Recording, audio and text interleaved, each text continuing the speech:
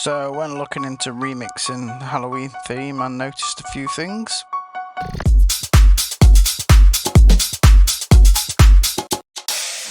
So the first thing you'll notice is the loop I've got of the composition goes into this fifth bar. So after looking at it for some time on this fifth bar, I thought, well, the time signature's wrong. So if I change this to 5/4, you'll see now it fits the grid perfectly. So the track is in 5/4 time. So on 4/4, you'll see there's an extra bar, but in 5/4, 5 beats to the bar, it loops fine. And then in the piano roll grid, you can see if I change that to 5/4, just there, we get 5 beats to the bar. So we have 1, 2, 3, 4, 5, and then it loops again. And you can see that 1, 2, 3, 4, 5, 1, 2, 3, 4, 5, and it creates a perfect 4-bar loop. So that makes sense. Nothing to see here.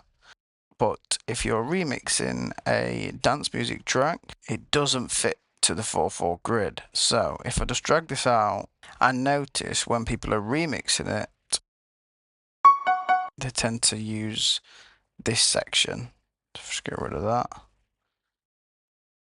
Oh.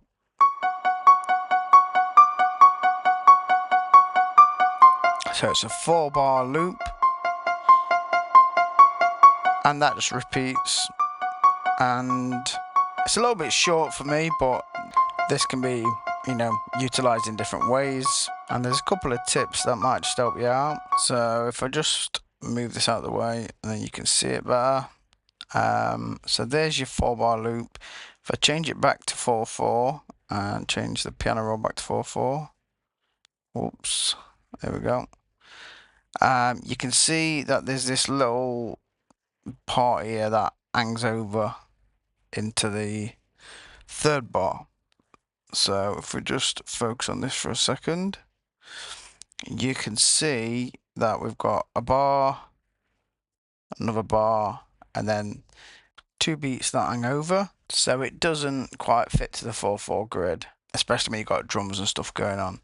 So what I've noticed is people using this section, because this pattern lands on the first beat here, it will work okay with the pattern that follows. So if I get rid of that, I just copy this over, you'll see that the pattern now lands on the first beat of the 3rd bar.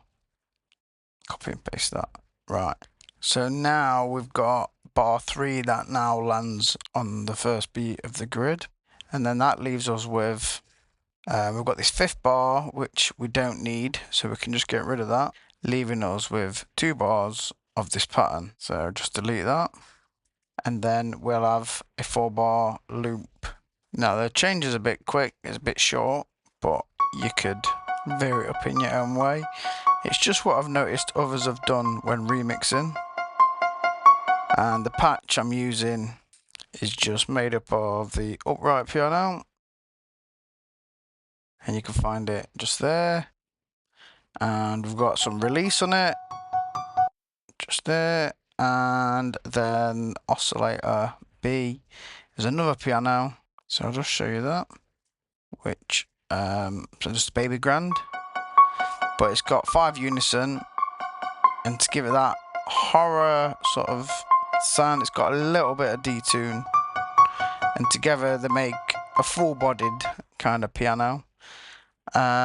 So oscillator A is going into filter 1, and that's just a high-pass filter, and oscillator B is going to filter 2. It's just running off the top end to make it that little bit more dark tone. Effects, just a bit of delay. And a little bit of reverb. You can use bigger reverbs if you wish. You could use a hall.